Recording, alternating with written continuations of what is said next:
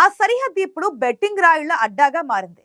ఒకటికి ఒకటిన్నర అంటూ పందాలు కాస్తున్నారు. ఆంధ్రప్రదేశ్ ఎన్నికలపైనే కాదు, తెలంగాణలోని ఆ ఎంపీ స్థానంలో మెజారిటీపై కూడా భారీ ఎత్తున బెట్టింగ్లు నడుస్తున్నాయి. అయితే ఇవేవి పోలీసులకు వినిపించడం లేదు, కనిపించడం లేదు. బెట్టింగ్ల వెనుక ఉన్నదెవరు? పోలీసుల మౌనం ఎందుకు?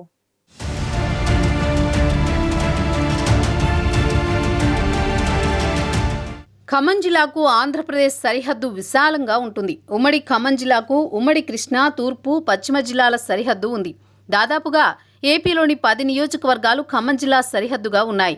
భద్రాచలం, సత్తుపల్లి, అశ్వరావుపేట, మధిర నియోజకవర్గాల సరిహద్దులన్నీ ఇప్పుడు పందెం రాయుళ్లతో నిండిపోయాయి.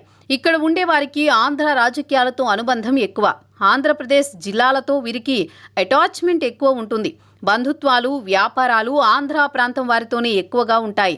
అందుకే ఆంధ్ర రాజకీయాలపై ఖమ్మం జిల్లాలో పంద్యాలు ఎప్పుడూ జోరు మీదుంటాయి.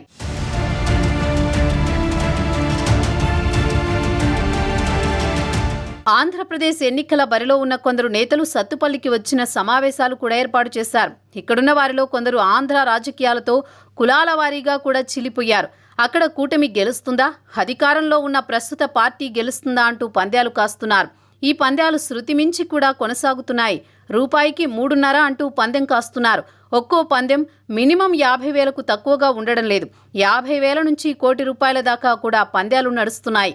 దీనికోసమే కొన్ని యాప్లు కూడా పుట్టాయట.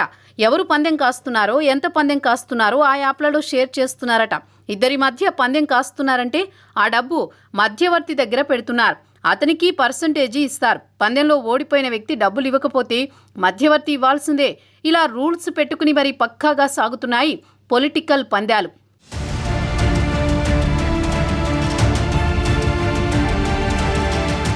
సత్తుపల్లి నియోజకవర్గంలో కూటమి గెలుపు మీద ఎక్కువ పందాలు కాస్తున్నారట. అదే సరిహద్దులో ఉన్న ఓ 2 మండలాల్లో మాత్రం వైసీపీ గెలుపు మీద పందాలు కాస్తున్నారు.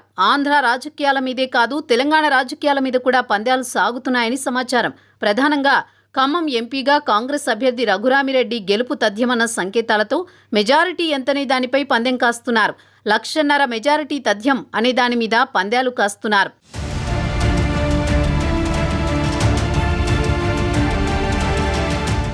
యాప్లు, మధ్యవర్తుల ద్వారా పందాలు కాస్తున్నా, బెట్టింగుల వ్యవహారం జోరుగా సాగుతున్నా పోలీసు శాఖ పట్టించుకోవడం లేదు.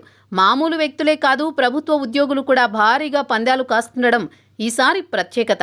గెలిచేదెవరో, ఓడేదెవరో కానీ ఖమ్మం సరిహద్దులో మాత్రం వేలం వెర్రిగానే సాగుతోంది వ్యవహారం.